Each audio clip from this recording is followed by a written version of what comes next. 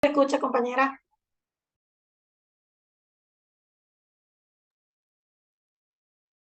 Muy buenas noches a todos. Nosotros somos estudiantes de la Universidad Tecnológica de Honduras, o sea, la UTH, y vamos a hacer un panel de discusión de la clase del Derecho Internacional Privado. Y nuestra catedrática de la clase, la abogada, se llama Yesenia Yulisa Aguilar Santos. Los integrantes del grupo número 5 somos Cintia Adriana García, Heidi Paola Villatoro, Isi María Mendoza, Jennifer Alejandra Corales y Catherine Janet Flores y Marvin Samuel Medina. El tema de discusión de este panel son la ejecución de la sentencia extranjera, qué es un exequatur o un acto pariatis, qué tribunal competente de Honduras, cuál es el tribunal competente de Honduras para conocer este trámite, qué resoluciones o documentos necesita un acto pariatis. También, qué es la nacionalidad, cómo se adquiere la nacionalidad, cuáles son sus elementos y los problemas. Y también qué es la nacionalidad de las personas jurídicas. Bien, a continuación,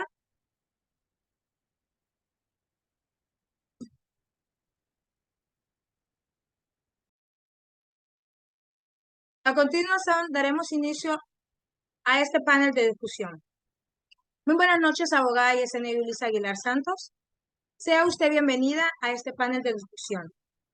El día de hoy, martes 8 de octubre del año 2022, siendo las 9 en punto de la noche, estamos aquí reunidos de manera virtual para abordar un tema que ha causado mucha controversia estos últimos años. Respecto a lo que es la sentencia de ejecución extranjera, que es un exequatur o un acto pariatis, cuál es el tribunal competente donde se tramita este caso, qué resolución o documentos se necesitan para un acto pariatis, y también qué es la nacionalidad y cómo se adquiere la nacionalidad, cuáles son sus elementos y los problemas, y también qué es la nacionalidad de las personas jurídicas. Mi nombre es Cintia Adriana García Valerio y yo seré la moderadora de este panel. El día de hoy contamos con la presencia de 4 participantes panelistas de nombre Heidi Paola Villatoro, Isis María Mendoza, Jennifer Alejandra Corales, Catherine Janet Flores y Marvin Samuel Medina, los cuales presentarán diversas ideas y posturas sobre el tema. Este panel se desarrollará en 3 partes, que son la posición de la postura, de preguntas y respuestas, y finalmente lo que es el cierre. Cada uno de ellos, de estos participantes, dará a conocer diferentes puntos y tipos de vista sobre el tema, y cada uno contará con 5 minutos máximo para su presentación. Sin más que agregar, daremos inicio a este panel de discusión y contaremos con la panelista Jennifer Alejandra Corales, quien nos dará a conocer lo que es la sentencia de un extranjero y lo que es un acto pariatis o un exequatur. Le cedo la palabra a la panelista Jennifer Alejandra Corales Vallejo. Buenas noches a todos, compañeros. Buenas noches, abogada. Como lo dijo la compañera Adriana, mi nombre es Jennifer Alejandra Corrales y para el primer tema tengo lo que es la ejecución de la sentencia extranjera, definiendo también qué es un exequatur o un auto pariatis. Primero que todo, la sentencia dictada por un tribunal extranjero es pedida por un juez de primera instancia que corresponde, teniendo en cuenta que para presentar esto tiene que llevar su testimonio legalizado y traducido, también con las otras ecuaciones que acrediten que la sentencia fue ejecutada y así también los demás requisitos que puedan darse. Si nosotros nos vamos al artículo número 754 de nuestro Código Procesal Civil, en su numeral 1 nos dice que la sentencia para que tenga carácter juzgado tiene que estar en el estado en el que fue pronunciado. Número 2, para que la sentencia tiene que ser dictada por un órgano del tribunal competente, como lo ordena la Ley de Jurisdicción Nacional. Y como punto número 3, como lo dije anteriormente, la sentencia tiene que contar con todos los requisitos necesarios para ser considerada como tal en el lugar donde fue dictada y así también sus otras ecuaciones autenticadas que exige la ley nacional. Bueno, voy a entrar ahora a lo que es un exequatur o un auto pariatis. Pero primero voy a hablar un poco sobre la soberanía estatal, que veremos ahí una gran diferencia. Bueno, la soberanía estatal permite la jurisdicción, permite el ejercicio de la jurisdicción. ¿Qué nos quiere decir? Nos quiere decir que ésta da la facultad de ejecutar lo juzgado. Esto solo emana, como lo dije, de la soberanía estatal, es decir, el dicho límite que constituye al límite del territorio del Estado que se ejerce esta soberanía. Para que comprendamos mejor, quiere decir que las sentencias y resoluciones de este Estado no surten ningún efecto vinculante en otro Estado más que en este. Ahora bien, el derecho internacional privado, en el derecho internacional privado surgen relaciones entre personas de diferentes estados. Entonces aquí donde surge la necesidad de que las resoluciones surtan efecto entre estados diferentes. Entonces aquí donde los legisladores nos dan a nosotros diversas soluciones. Entonces aquí empieza lo que es el autopariatis o un sequatur. ¿Qué es un exequatur o un autopariatis? Dice que este es un acontecimiento que se inicia a solicitud de parte, donde la Corte Suprema de Justicia, por mandato constitucional, permite admitir la ejecución de una demanda extranjera. Y como última parte tengo cómo surge la necesidad de un exequatur o un autopariatis. Esta deviene de los estados. ¿Para qué?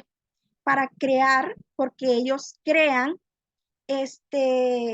sus propias precauciones para no infringir sus propias reglas, más que todo las que son de orden público al momento de ejecutar una sentencia, ya que estas son las que limitan a la creación de una sentencia extranjera. Muchas gracias. Muchas gracias, compañera, por su participación. Eh, Así le vamos a dar la palabra a nuestra panelista, Paola Villatoro, que nos va a dar a conocer cómo se transmite, dónde se transmite y cuál es el tribunal competente en Honduras para conocer este trámite de lo que es el auto pariatis. Buenas noches, estimados colegas. Gracias por la invitación, ¿verdad? Y para poder venir a participar y dar mi punto de vista de este tema, que yo sé que para muchos, pues, sí es bueno, pero para otra parte, pues, no es conveniente, ¿verdad? O sea, no es del todo malo, pero no es conveniente. Lo que es el exequatur y el autopariatis, como lo explicó nuestra compañera Jennifer, ¿verdad? Nos dio los dos panoramas, lo que es, ¿verdad? El respeto de nuestros derechos en nuestro territorio, ¿verdad? A los límites de nuestro territorio, pero tenemos, ¿verdad? La ventaja, tenemos la oportunidad del derecho internacional privado que nos lleva a traspasar estos límites. Y ahí es donde nace lo que es el exequatur o el auto de pariatis. Ok, el único tribunal competente para poder llevar a cabo estas sentencias, ¿verdad? Para poder llevar esa homologación, porque si es una homologación de proceso, es lo que es la Corte Suprema de Justicia, ¿verdad? Deben de ser meramente de materia civil, como por ejemplo, aquí miramos lo que son, ¿verdad? Para temas más específicos como divorcios, como reconocimientos de matrimonio, para su inscripción y también como adopción, ¿verdad?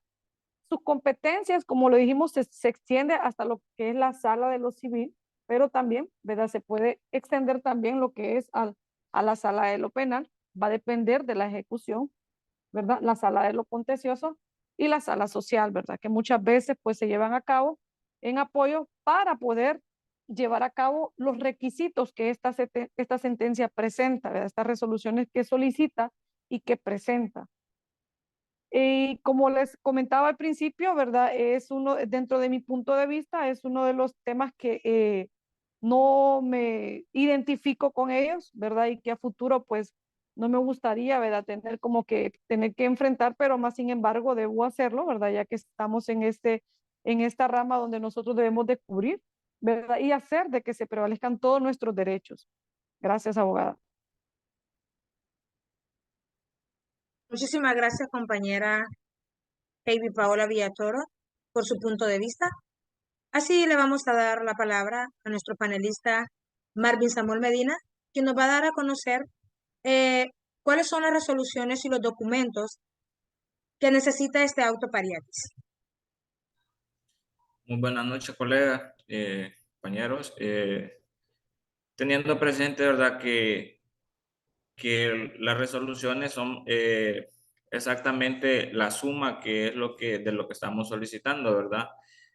Poniéndoles un corto ejemplo, tenemos, podríamos decir, se solicita un acto pariatis, reconocimiento y ejecución de sentencia. Se presenta documentación, trámite, sentencia, que esto es lo que prácticamente es la suma.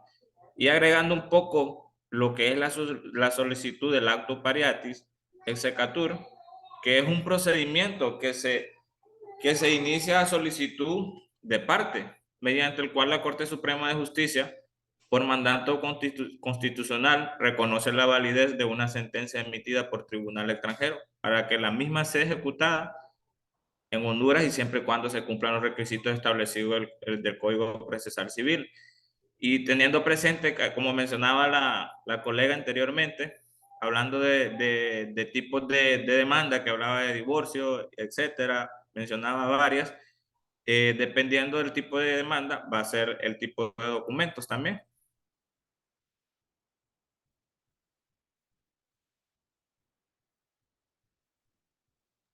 ¿Puedo agregar algo ahí, Sí, estimada sí, panelista? compañera, puede, permítame, y teniendo presente, ¿verdad?, que estas sentencias también son firmes, solo terminando de agregar. Dele, compañera. Ok, muy bien. Eso es lo que yo le mencionaba, estimada Cintia, ¿verdad? Al principio de que por el cual, ¿verdad? Uno de los ejemplos que voy a exponer en este momento es la prueba del estado civil de una persona, ¿va? En un momento determinado, o sea, hablando del divorcio. En la práctica, sus efectos más buscados en el foro, o sea, en la homologación en el proceso, son los propios de una resolución judicial, ¿verdad? Efecto declarativo, el compañero lo mencionó ahorita, constitutivo o de cosa juzgada, que sabemos que es el divorcio, pero es el efecto ejecutivo. Ahí es donde lo que tiene, lo que es, se le da o cobra vida lo que es el exequatur o autopariatis, porque aquí ya viene la parte de lo que quiere la persona, el ponente, ¿verdad? Lo que quiere conseguir a través de esa sentencia, ¿verdad? Entonces aquí donde yo le comentaba a usted, ¿verdad? Sé que no nos hizo la consulta, pero no estoy de acuerdo, ¿verdad? Por alguna de las cuestiones de que muchas veces, pues, prácticamente nosotros no estamos reconociendo nuestros derechos y hasta en algunas instancias nuestra nacionalidad. Y lo que mencionaba Marvin al final, ¿verdad? Algunas van a ser firmes. O sea, firmes es que ya vienen juzgadas y no vamos a tener, pues, ni el derecho de decir no puedo o sí Colega quiero, Paola, ¿verdad? ¿Sí? bueno, aportando un poquito a lo que usted estaba mencionando, usted prácticamente está dando a entender que usted no está de acuerdo con este tipo de solicitudes del auto pariatis. No estoy de acuerdo cuando hay sentencias que en realidad pues surgen otros efectos, ¿verdad? Cuando ya dice lo que es la cosa juzgada y Podríamos efecto mencionar ejecutivo, ¿verdad? podríamos mencionar un punto exacto, compañero. Bueno, puedo poner dos ejemplos. Puede ser un divorcio cuando estamos queriendo obtener una parte, ¿verdad?, de los bienes mancomunados, de lo que se construyó y muchas veces puede ser de que la otra parte tuvo esos bienes antes de conocer, ¿verdad?, a esta persona. También, ¿verdad?, que donde toca la parte más sentimental y donde destruye una unión familiar es cuando se piden patria potestad, cuando hay niños, ¿verdad? en un en un divorcio y hay niños con doble nacionalidad o con una sola nacionalidad, pero su padre, por ende, tiene que pedir pues la patria potestad de este niño. Ahí pues, si usted se fija, abogado, pues es una de las partes que no comparto yo en este proceso de homologación. Comprendo. Por ejemplo, también, bueno, ya metiendo un poquito de la vida real, por ejemplo, aquí podemos ver el caso de este futbolista de Piqué y Shakira, ¿verdad? No sé si han notado el caso de ellos, que es bien llamativo, que Piqué vive en Barcelona y Shakira se fue a vivir a Miami. Y aquí, y ahí en esa parte, compañera, estoy muy de acuerdo con usted porque, por ejemplo, en el caso de Piqué, terminó aceptando de que Shakira se llevara a sus hijos. Entonces, aquí es donde estoy muy de acuerdo con usted en no estar de acuerdo de este tipo de solicitudes del acto pariati. Pero, por ejemplo, en el caso de los divorcios, también son cuestiones que las manejamos aquí en nuestro país cuando hablamos de los bienes mancomunados. Son cuestiones que se dan acá también, que, por ejemplo, si uno se casa con los bienes mancomunados, sin ser extranjero, la persona, siempre corremos el mismo riesgo, ¿verdad? De salir perdiendo lo que ya construimos anteriormente. Pero en el caso, por ejemplo, cuando se trata de menores, ahí sí estoy muy de acuerdo en no estar, con usted y no estoy de acuerdo con este tipo de solicitudes, ¿verdad? Porque al final los afectados son los menores. Bien, compañero, muchas gracias por su participación. Hemos quedado bien claros respecto a lo que es una sentencia de ejecución extranjera en cuanto también un exequatur y un acto pariatis. Excelentes ejemplos. Así le voy a ceder la palabra a la panelista Isi María Mendoza Alvarenga, que nos va a dar a conocer qué es la nacionalidad. Y este punto también es muy importante, que era en cuanto a lo que hablaba nuestro compañero, de un pequeño ejemplo que dio nuestro compañero Marvin respecto a la nacionalidad y de Shakira y de Piqué. Como bien sabemos, ¿verdad? Pues Shakira tiene la nacionalidad colombiana y Piqué española. Y los menores de edad, pues, eh, tienen nacionalidad española porque creo que nacieron también en España, pero actualmente, pues, Shakira está viviendo en Miami, que es Estados Unidos. Entonces, esto abarca mucho lo que es en un exequatur, un acto pariatis, y nuestra compañera nos dará a conocer la nacionalidad. ¿Qué es la nacionalidad? Eso es la palabra a mi panelista Isi María Mendoza Alvarenga.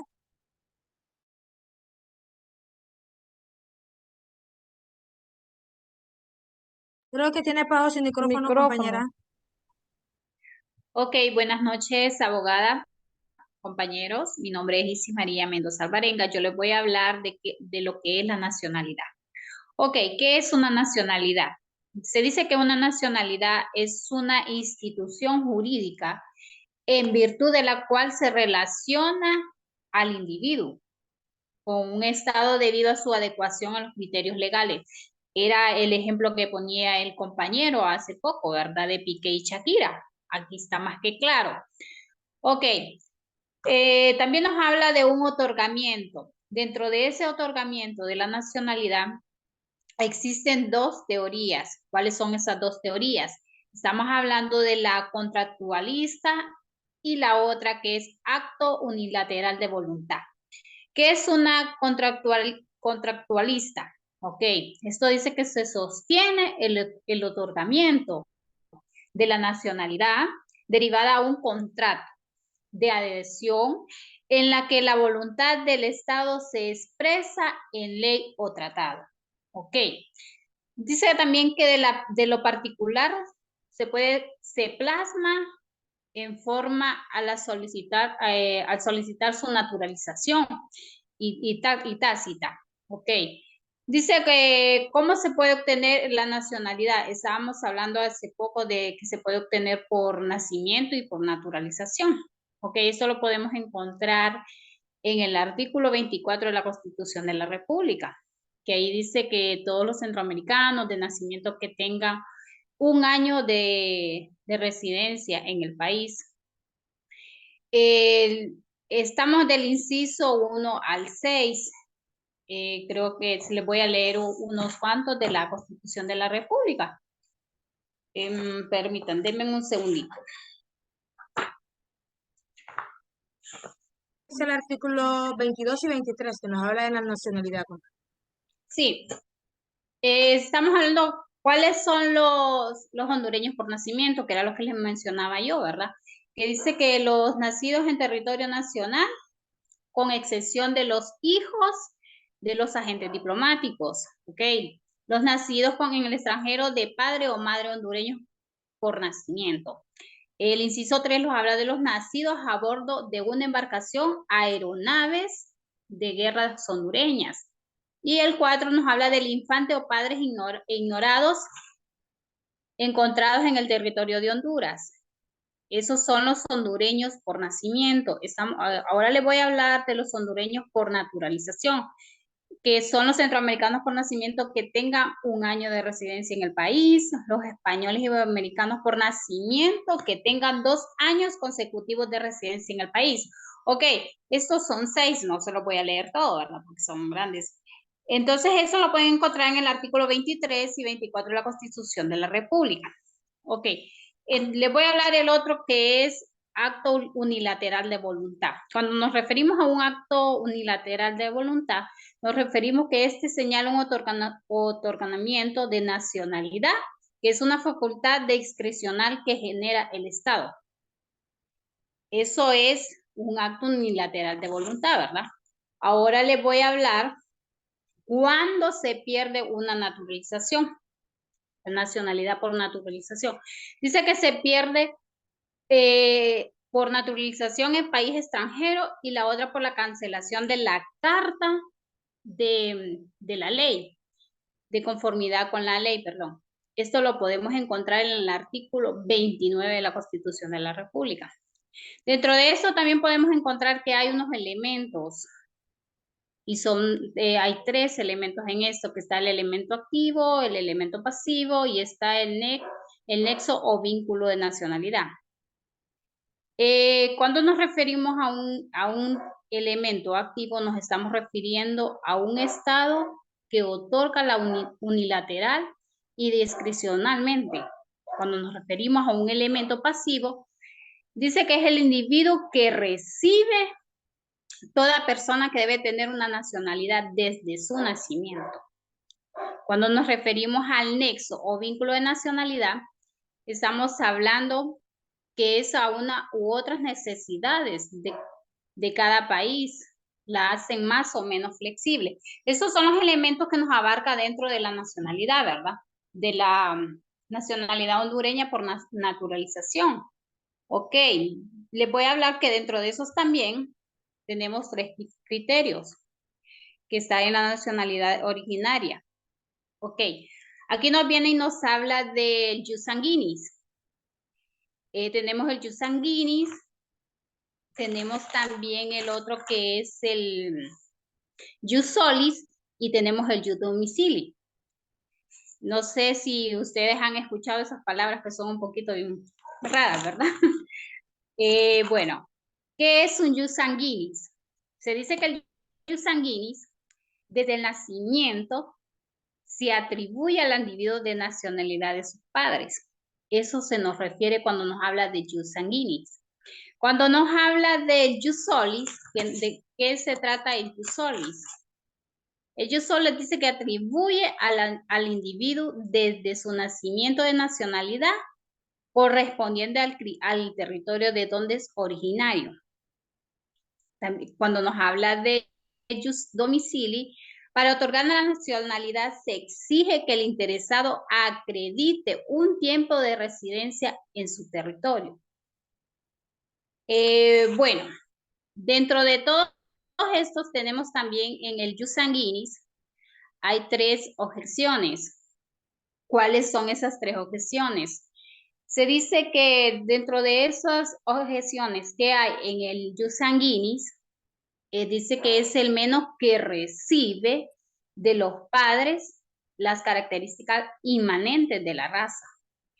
Que ahí nos mencionaba algo de las razas y el sello. En lo poco que yo pude leer ahí, nos mencionaba eso de la raza y el sello y todas esas cosas. Cuando nos referimos al jus solis, que tiene también 3 objeciones, dos objeciones. Se dice que es la fuerza de la herencia. Se desvanece ante una perturbación de la costumbre e idea del lugar de nacimiento. Cuando también nos dice que el jus sanguinis puede ser peligrosa para los estados con alta inmigración de extranjeros que desean aumentar el número de nacionalidades. Por ejemplo, hay extranjeros que quieren tener varias nacionalidades a la vez, ¿verdad? Donde hay ciertos países que eso no es permitido. O sea, no pueden tener más de 2 nacionalidades o una, porque no es permitido según la ley de cada país. Bueno, eso es lo que yo les puedo decir de jus solis, de jus sanguinis, pero también tenemos otro que nos habla de cuáles son los problemas que surgen con un otorgamiento. Hay 2 problemas que surgen, que está la patridia y está el doble múltiple de nacionalidad. Ok, cuando nos referimos a la patridia, se representa con los sujetos a quienes los estados no otorgan ninguna nacionalidad. O sea, no tenemos ninguna nacionalidad más que la que tenemos de donde somos originarios. No podemos tener otra, ¿verdad? Cuando nos habla de apatridia. Cuando nos habla de doble múltiple nacionalidad, estamos hablando de lo que les decía ahorita, podemos tener 2, más 2, porque no hay más, la palabra lo dice, doble múltiple nacionalidad. Se dice que son 2 nacionalidades obtenidas por un individuo. Ok, ¿cuándo puede darse la doble o múltiple nacionalidad? Desde un nacimiento, nacido, por ejemplo, en nuestro país, luego nació en otro país, por ejemplo, Estados Unidos, España, tiene 2 nacionalidades. Y también posterioridad a un nacimiento que esté por nacer en otro país. El papá es hondureño, la mamá es extranjera y quieren tener las 2 nacionalidades. Eran lo que hablaban los compañeros anteriormente en sus posiciones del debate, que hay personas que quieren tener dobles nacionalidades y bueno, en este caso sí lo permite cuando hay doble o múltiple nacionalidad. Ok, eso es lo que yo les puedo dar de mi participación en este debate. Muchas gracias. Agregando un poquito a lo que la compañera está hablando, por ejemplo, hablando de las nacionalidades, por ejemplo, yo les mencionaba el caso de Shakira y Piqué, hablábamos de que Shakira es colombiana y Piqué es español. Aquí que pongo una duda, por ejemplo, usted me dice que se pueden obtener haciendo solicitud, ¿verdad? Las 2 nacionalidades, pero en este caso, que tenemos 2 menores, que los 2 padres son de distintas nacionalidades, por nacimiento, obtienen las dos nacionalidades o tienen que también solicitar la nacionalidad de uno de los padres, porque ya tienen una por nacimiento. Pero y la otra, por ejemplo, podríamos decir que tiene la de la mamá, que es colombiana. Entonces tendría que solicitar la del papá o ya las tienen las 2. Creo que en eso, compañeros, sí pueden, porque como yo se los leí ahí, porque eso lo tenía anotado, que no se me había quedado un poco, que sí pueden, cuando y siempre tengan una carta. Obteniendo esa carta del país donde reside, pueden tener las 2 nacionalidades, siempre y cuando en ese estado de ese país sea permitido. ¿Me entiende? Si no lo permiten, no se puede más que una nacionalidad. Perfecto, compañera. Muy clara su explicación. Entendible. Solo dándoles a saber y anunciándoles que ya estamos para terminar. Ya me anunció ahorita la pantalla. Le daré la palabra a mi compañera Catherine para que nos dé a conocer la nacionalidad de las personas jurídicas. Muy buenas noches, abogados y compañeros. Yo les vengo a hablar un poco sobre la nacionalidad de las personas jurídicas. Dice que la nacionalidad de origen de las asociaciones será del país en que se constituyan, en el que deben registrarse e inscribirse. Se exigiere ese requisito de la legislación local. También se dice que en síntesis, por regla general, la nacionalidad de las personas jurídicas se determina sobre la base del criterio del lugar de su constitución. Cada persona debe tener una nacionalidad desde su nacimiento. Su acuerdo con el principio establecido en el Instituto de Derecho Internacional el 24 de agosto de 1895 de las personas jurídicas o morales, y algunas cosas también pueden ser elementos pasivos para el otorgamiento de la nacionalidad, como en su oportunidad lo explicaré. En la nacionalidad existen dos teorías para determinar, son la teoría clásica o afirmativa o la negativa. La teoría clásica o afirmativa es aplicativa analógicamente el concepto de nacionalidad o las sociedades al indicar que debido aplica analógicamente el concepto de nacionalidad a las sociedades al indicar debido que tiene personalidad jurídica y por tanto son entidades diferentes de las que sus asociados es necesario que tengan una pero con contenido diferente de las personas físicas atendiendo a su naturaleza. Algunos doctrinarios que apoyan esta teoría son Southern, Ancelotti, etc. También tenemos la teoría negativa, que esta indica que las personas jurídicas no tienen nacionalidad, ya que su formación emana de un contrato privado, y no obstante que la ley le otorgue personalidad, el tributo referente al estado político o nacionalidad la nacionalidad es exclusivo de los individuos.